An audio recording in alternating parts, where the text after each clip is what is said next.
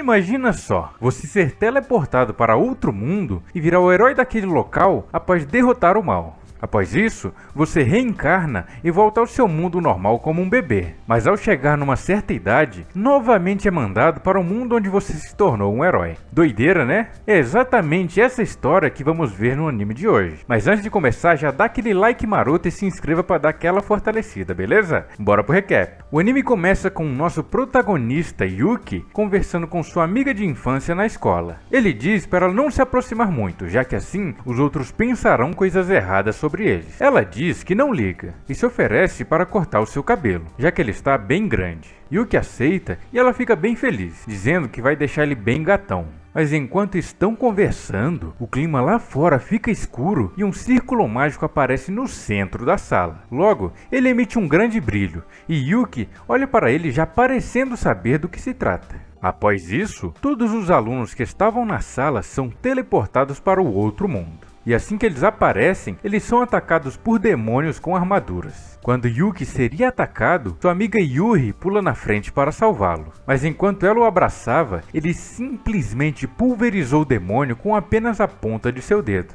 Após isso, soldados humanos aparecem e começam a lutar contra os demônios. Os alunos se abrigam e uma cavaleira os encontra. Manda eles saírem dali imediatamente, já que é uma zona de guerra e é muito perigoso. Em seguida, eles são levados até o rei. E eles são recebidos como heróis de outro mundo. O rei explica que o reino dele está sendo invadido por demônios. E assim como 5 anos atrás, eles invocaram heróis de outro mundo para o ajudar. Yuki nesse momento acha bem estranho, já que para ele passou 15 anos. A princesa pede que eles os ajudem nesse problema dos demônios. E os alunos não têm opção a não ser aceitar, já que pensam que se não aceitarem seriam expulsos do castelo ficando à mercê daquele mundo desconhecido. Após isso, eles começam a treinar com espada e magia. E apesar da maioria ter dificuldade, Yuri, a amiga de Yuki, consegue usar magia em sua primeira tentativa. Yuki observa de longe e diz que ela tem talento para magia. Enquanto ele observa, a instrutora o interroga do porquê ele está matando aula desde seu primeiro dia.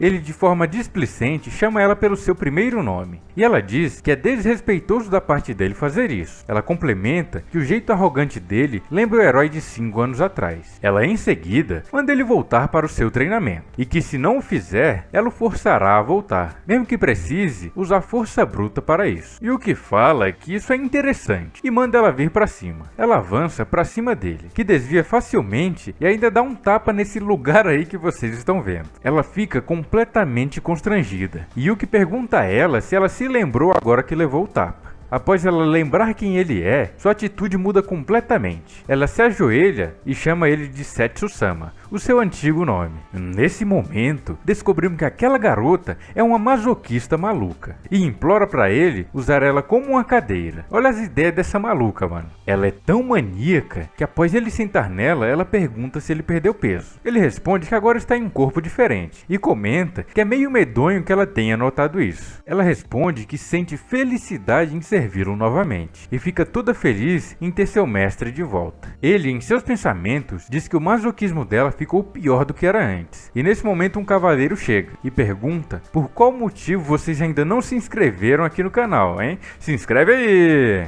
Na verdade, ele pergunta o que diabos eles estão fazendo ali. Elka explica a Glenn, o cavaleiro, que aquele é Setsu e que ele retornou após 5 anos. Glenn fica surpreso, mas acaba acreditando ao ver o jeito que Elka está. Mais tarde, conversando com seus antigos companheiros, ele diz que em sua última batalha contra Toma, o vilão daquele mundo, ele acabou reencarnando como um bebê em seu mundo original. E que agora, ele por algum motivo foi invocado novamente. Após conversar um pouco, ele vai dar uma olhada em Yuri, que está evoluindo muito com magia. Ele fala para ela que talvez ela tenha talento para magia. Ela fica meio preocupada em saber que usará aquela magia para a guerra, mas diz que se for para proteger Yuki, ela faz qualquer coisa. Seus antigos companheiros vêm falar com ele e explicam que provavelmente eles terão uma guerra e que infelizmente não conseguiram evitar isso. Yuki diz que não tem problema, já que não há outra alternativa para isso. Yuki diz que vai acabar com essa guerra mais uma vez e novamente tornar aquele mundo pacífico. Seus companheiros companheiros se oferecem para ir junto, mas ele nega. Fala que desta vez irá sozinho, já que se Thomas, seu antigo inimigo, estiver envolvido, ele precisa de pessoas para proteger a cidade dele. No dia seguinte, eles se camuflam e tentam entrar na sala do tesouro. Ao adentrar nela, ele pega sua antiga espada, que tem o nome de Kuromaru.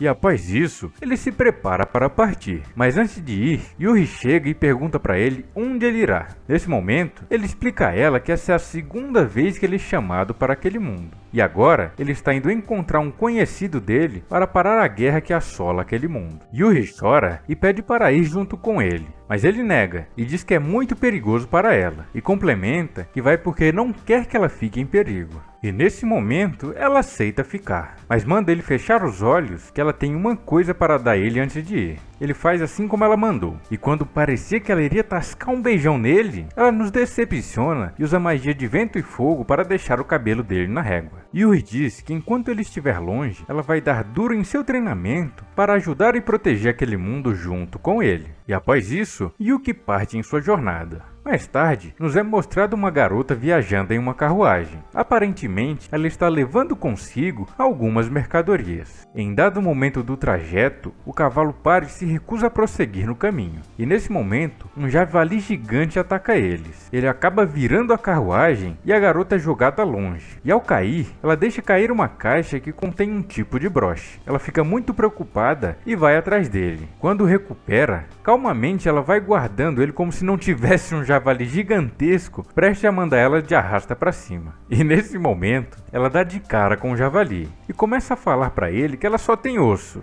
e não seria bom ele comer ela. Quando ele iria atacá-la, o nosso protagonista aparece e salva a garota. E ao vê-lo, ela pensa que ele é um bandido e quer roubar o dinheiro dela. Mas ela diz a ele que para ter dinheiro ela precisa entregar essa carga. Yuki diz que não quer dinheiro, ele apenas estava de passagem e fala que se ela está segura, então tá tudo bem. Fala que já está indo embora, e quando ele começa a andar, ela pergunta se ele não aceita ser contratado como guarda-costas dela. E ela diz que pode pagar muito dinheiro. Yuki nega e fala que não precisa de dinheiro, mas ela faz uma cara fofa e ele acaba aceitando, mas diz que não irá levar suas mercadorias, e ela lamenta muito por isso. Porém, o principal ela diz que está com ela, é aquele broche que ela pegou anteriormente. Ela diz que não vai mostrar ele, mesmo ele sendo seu guarda-costas. Eles seguem viagem e finalmente chegam à cidade. Yuki fica impressionado com o tanto que a cidade mudou nesses 5 anos que ele ficou fora. A garota procura navios para ir para o continente demoníaco, mas todos os barqueiros se negam, já que estão em período de guerra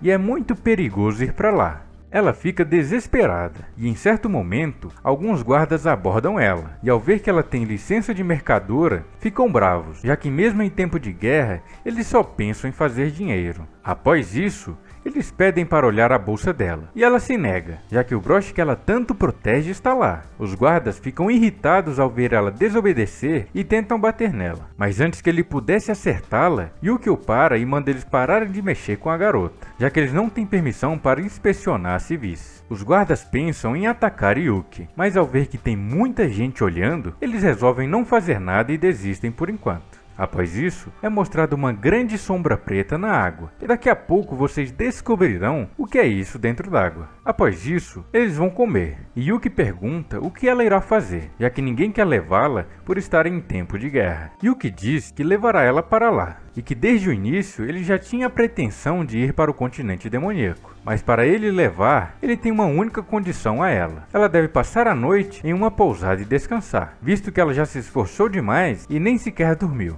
Ela aceita, mas o lado mão de vaca dela age mais forte, e acaba pedindo a Yuki para dividir o valor do quarto na pousada. Eles vão para a pousada e Yuki toma um banho, e fala que ela deve ir logo em seguida. A garota vai, mas deixa seu broche com Yuki, e fala que agora confia nele para guardar para ela. Yuki, ao ver o broche, se lembra que ele havia o comprado no passado. Enquanto isso, Huri explica a ele a história daquele broche. Antes de seu avô ir de Americanas, ele recebeu um último trabalho como artesão. Um cliente pediu para ele reparar aquele broche. Porém, seu avô foi de base antes que pudesse terminar o trabalho, e Huri acabou por terminar o que ele havia começado.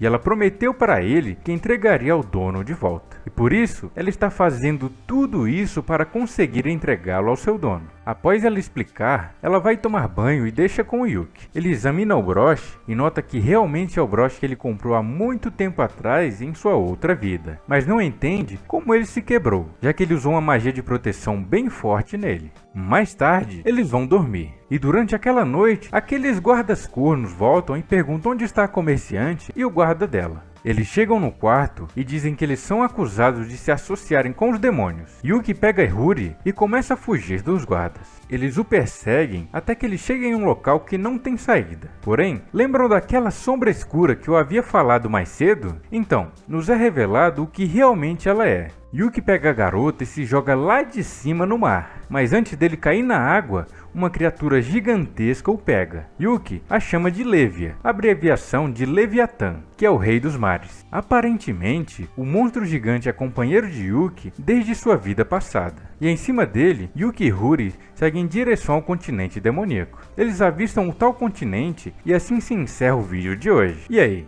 Gostaram do início desse anime? Contem aqui embaixo o que acharam. Já aproveitem também para deixar aquele like maroto e se inscrevam no canal para dar aquela fortalecida braba que só vocês podem dar. Deixei também um vídeo incrível para vocês aqui no final. Ele conta a história de Yuya, um gordola que ao ir para outro mundo volta com poderes lendários e todo shapeado. Sério galera, sem exagero nenhum, é um dos melhores animes dessa temporada de primavera. Vale muito a pena ir lá e conferir, beleza? Fui!